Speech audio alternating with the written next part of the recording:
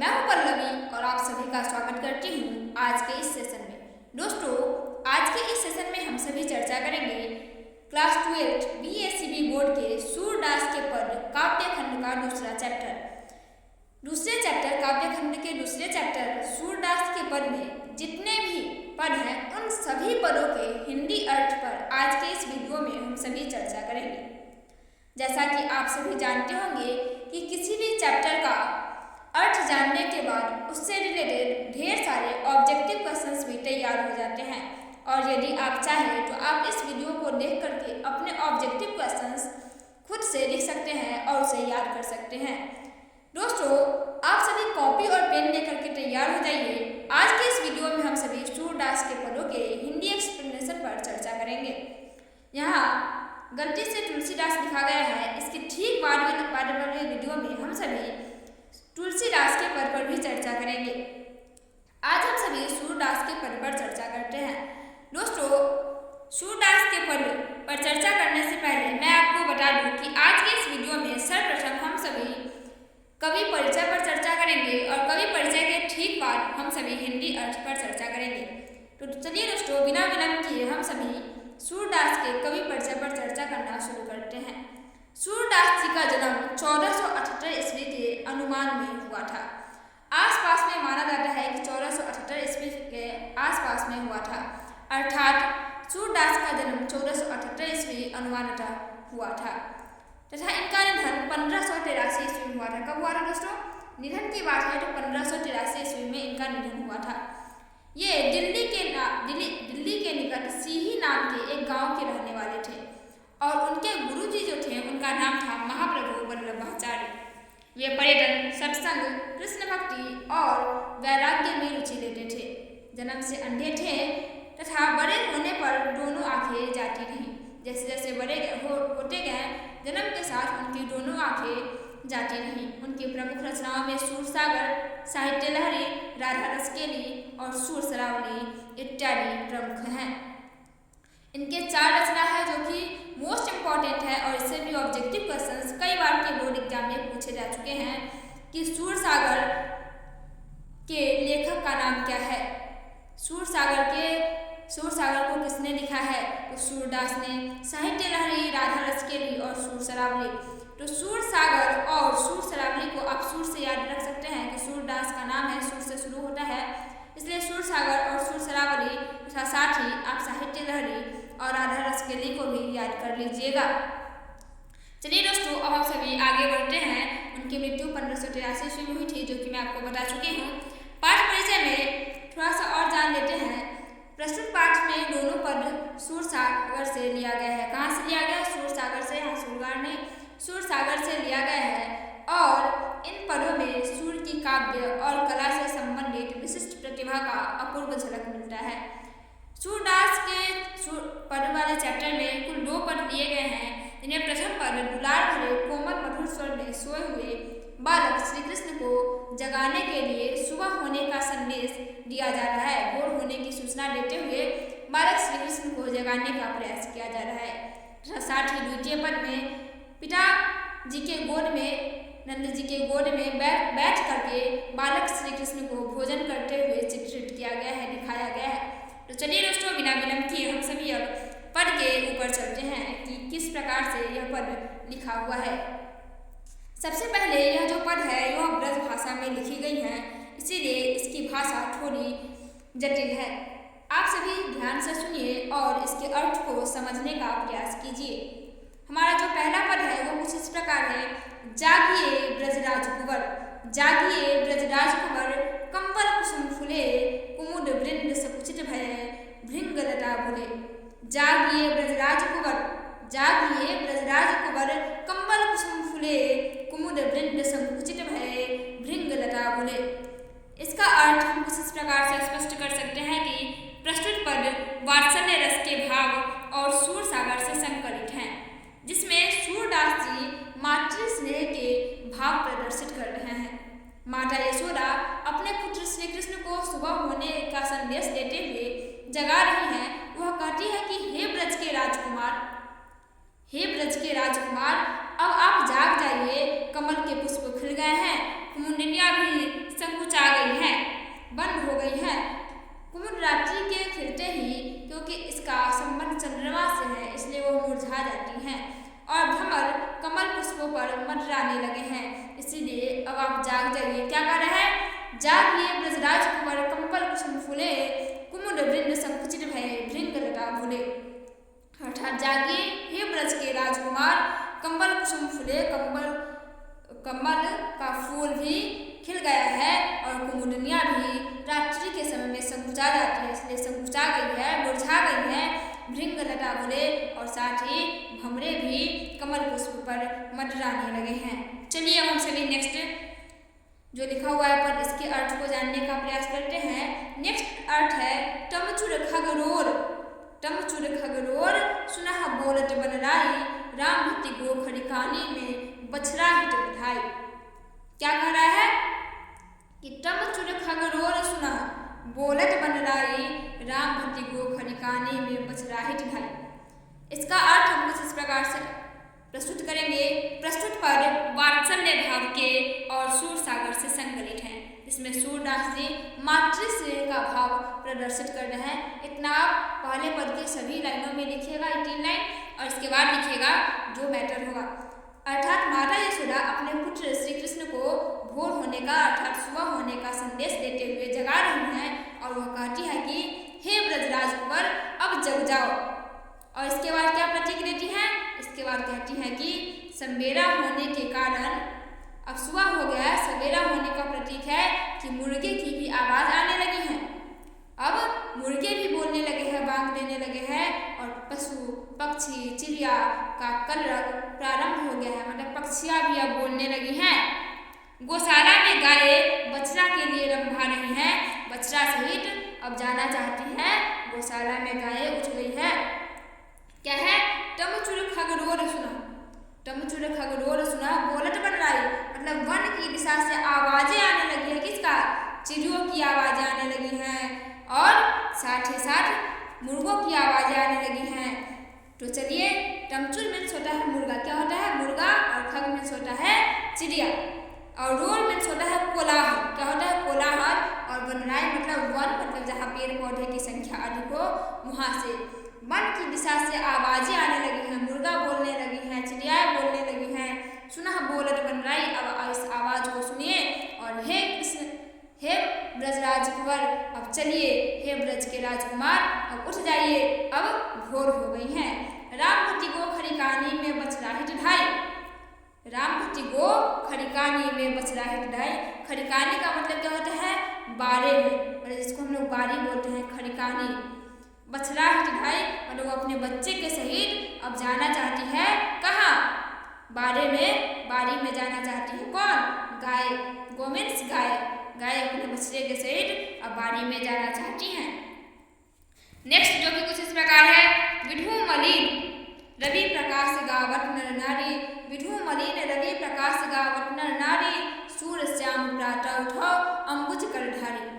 इसका अर्थ कुछ इस प्रकार से स्पष्ट करेंगे। प्रस्तुत पद वात्सल्य का भाव के हैं और सूरसागर से संकलित हैं, जिनमें सूरदास जी मातृ स्नेह का भाव प्रदर्शित कर रहे हैं। माता यशोदा अपने पुत्र श्री कृष्ण को सुबह होने पर जगा रही हैं और वे कहती हैं कि हे ब्रजराज कुंवर, हे ब्रज के राजकुमार अब आप जग जाओ। यहाँ तक लिखना है। ठीक इसके बाद क्या लिखना है? जो मैटर है, चंद्रमा का प्रकाश मलिन हो गया है, अर्थात चांद अब छुप गया है, सूर्य निकल आया है। नर नारियां प्रातःकालीन गीत गा रहे हैं अतः हे श्याम सुंदर अब तुम उठ जाओ। सूरदास कहते हैं कि यशोदा बड़ी मनुहार करके श्री गोपाल को जगा रही हैं और वे कहती हैं कि हे श्री कृष्ण, हे ब्रजराज कुंवर, हाथों में कमल धारण करने वाले अब आप उठ जाइए। तो दोस्तों क्या लिखा हुआ है? विधु मलिन रवि प्रकाश गावत नर नारी, सूर्य श्याम प्रातः उठो अंबुज कर ढारी। इसका अर्थ आप लोगों ने समझ गया होगा कि रवि का प्रकाश अर्थात सूर्य का प्रकाश आ गया है, विधु मलिन अर्थात चंद्रमा का प्रकाश अब जा चुका है। विधु मीन्स चंद्रमा और रवि मीन्स सूर्य। क्या होता है दोस्तों? विधु मीन्स चंद्रमा और रवि मीन्स सूर्य। रवि मीन्स सूर्य, मतलब सूर्य का प्रकाश अब आ गया है और रवि का प्रकाश अब आ गया है और चंद्रमा का प्रकाश अब मलिन हो गया है। इसलिए अब नर नारी भी सुबह उठने वाला गाना गा रही है। जैसे कि गाना है, उठ जाग मुसाफिर भोर भयो, अब रैन कहाँ जो सोवत है, जो सोवत है सो खोवत है, जो जागत है सो पावत है। इस प्रकार से गाना कौन गा रही है? नर नारी गाना गा रही है। सुर श्याम प्रातः उठो अम्बुज करधारी, अब उठिए हे कमल को धारण करने वाले श्री कृष्ण। अब नेक्स्ट जो लाइन है दूसरे पद का लाइन है, पहले पद का लाइन यहाँ समाप्त होता है। क्या क्या था? जागिए ब्रजराज कुंवर कंबल कुसुम फूले, कुमुद वृंद संकुचित भय भृंग लता भूले, टमचुर खगरोध सुनहु बोलत बनराई, राम भट्टी गो खरी कहानी में बछराहित ढाई। विधु मलिन रवि प्रकाश गावत नर नारी, सूर्य श्याम प्रातः उठो अम्बुज करधारी। यहाँ तक जो पहला पद है अब यह समाप्त होता है सूरदास जी का। अब हम सभी दूसरे पद पर चर्चा करेंगे। दूसरा पद कुछ इस प्रकार है कि जेमट श्याम नंद की कन्या, जेमट श्याम नंद की कन्या, कछुक कार हाट कछु धरन गिरावट, छवि निरखटी नंदनिया। क्या है? जेवट श्याम नंद की कन्या, जेवट श्याम नंद की कन्या, कछुक खाट कछु धरन गिरावट, छवि निरखटी नंदनिया। इसका अर्थ हम किस प्रकार से स्पष्ट करेंगे? चलिए चर्चा करते हैं। सबसे पहले इसमें लिखेंगे कि प्रस्तुत पद वात्सल्य भाव के हैं और सूर सागर से संकलित है, जिसमें सूरदास जी मातृ स्नेह का भाव प्रदर्शित कर रहे हैं। श्री कृष्ण नंद जी के गोदी में बैठ करके भोजन कर रहे हैं। वे कुछ खा रहे हैं तो कुछ धरती पर गिरा रहे हैं। और इस मनोरम दृश्य को, इस अच्छे दृश्य को, इस सुनहरे दृश्य को कौन देख रही है? नंद की रानी माँ यशोदा देख रही है। उन्हें यह दृश्य देखने में काफी अच्छा लग रहा है। क्या है? चलिए फिर से एक बार चर्चा करते हैं। लाइन है, जेवट श्याम नंद की कन्या, कछुक खाट कछु धरन गिरावट, छवि निरखटी नंदनिया। मतलब श्री कृष्ण जी जब नंद के गोदी में बैठ करके खाना खा रहे हैं, उस समय कुछ खाते हैं कछुक खाट, कुछ खा रहे हैं, कुछ धरन गिरावट मतलब कुछ धरती पर गिरा। धरने का मतलब क्या है? कुछ धरती पर गिरा रहे हैं। इस छवि को देख करके, इस दृश्य को देख करके, निरखटी मतलब देख करके, इस छवि को, इस शोभा को देख करके नंद की रनिया मतलब नंद जी की पत्नी जो है माँ यशोदा, वो इस छवि को देख करके अति प्रसन्न महसूस कर रही हैं। चलिए अब नेक्स्ट जो पद है उस पर चर्चा करते हैं। बड़ी बड़ा बेसन, बड़ी बड़ा बेसन, बहु भांत ही व्यंजन, विविध अंगनिया, डारत खाट लेट करके अपने कर रुचि मानत लड़ी दुनिया। इसका क्या अर्थ होगा? चलिए इस पर चर्चा करते हैं। बड़ी बड़ा बेसन बहु भांतिनी व्यंजन विविध अंगनिया, डारत खाट लेट अपने कर रुचि मानत लड़ी दुनिया। इसका अर्थ कुछ इस प्रकार से स्पष्ट करेंगे। प्रस्तुत पद वात्सल्य भाव के हैं और सूर सागर से संकलित है, जिसमें सूरदास जी मातृ स्नेह का भाव प्रदर्शित कर रहे हैं। श्री कृष्ण नंद की गोदी में बैठ करके भोजन कर रहे हैं। उनके खाने के अनगिनत प्रकार के व्यंजन जैसे बेसन के बड़ी, बड़िया इत्यादि बने हुए हैं और वे अपने हाथों से कुछ खाते हैं और कुछ धरती पर गिराते हैं। उनकी रुचि केवल दही के पात्र में अत्यधिक है, मतलब दही खाने में उनकी रुचि अत्यधिक है, लेकिन बेसन का ढेर सारा आइटम बना हुआ है, विविध प्रकार के आइटम बने हुए हैं और जिसको वे कुछ खा रहे हैं तो कुछ धरती पर गिरा रहे हैं। चलिए नेक्स्ट है, मिश्री दही माखन मिश्रित करी, मिश्री दही माखन मिश्रित करी, मुख नावत छवि धनिया, आपुन खाट नंद मुख नावत, सो छवि कहत न बनिया। इसका अर्थ क्या होगा? प्रस्तुत पद वात्सल्य भाव के हैं और सूर सागर से संकलित हैं। इसमें सूरदास जी मातृ स्नेह का भाव प्रदर्शित कर रहे हैं। श्री कृष्ण नंद के गोदी में बैठकर भोजन कर रहे हैं। उन्हें दही अधिक खाना पसंद है, इस बात को मैं चर्चा कर चुकी थी। उन्हें दही खाना अत्यधिक पसंद है और साथ ही वे मिश्री, दही और माखन को मिला करके अपने मुख में डालते हैं। यह मनोरम दृश्य देख करके माँ यशोदा धन्य हो जाती है और वे खुद भी खाते हैं और कुछ नंद जी के मुंह में भी डालते हैं। यह छवि जो है वह अत्यधिक प्रसन्न करने वाला है माँ यशोदा के लिए, इसलिए कह रहे हैं कि नंद जी के मुख में भी डालते हैं और ये मनोरम छवि का वर्णन करते नहीं बन रहा है कवि से। क्या है? मिश्री दधी माखन मिश्रित करी मुखनावत छवि धनिया आपुन खाट नंद मुखनावत सो छवि कहत न बनिया। मतलब सो छवि कहत न बनिया, मतलब इस छवि का वर्णन किया नहीं जा सकता है। आपुन खाट कुछ अपने खा रहे हैं, नंद मुखनावत कुछ नंद जी के मुख में खिला रहे हैं, सो छवि कहत न बनिया, इस छवि को कहते नहीं बन रहा है, अर्थात इस छवि का वर्णन करना अत्यधिक कठिन है। चलिए अब नेक्स्ट पर चर्चा करते हैं। जो रस नंद जसोदा बिलसत सो नहीं तिहु भुवनिया, भोजन करी नंद अचमन लीन्ह मांगत सूर जुठनिया। क्या है?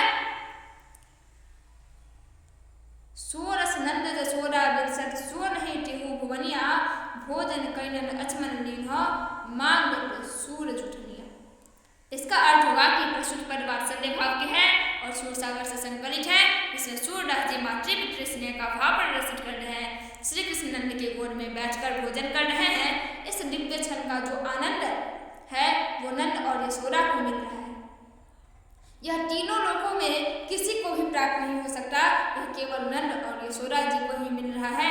भोजन करने के बाद नंद और श्री कृष्ण कुल्ला करते हैं और सूरदास इनका जूठन रूपी प्रसाद मांगने की चेष्टा कर रहे हैं। क्या है?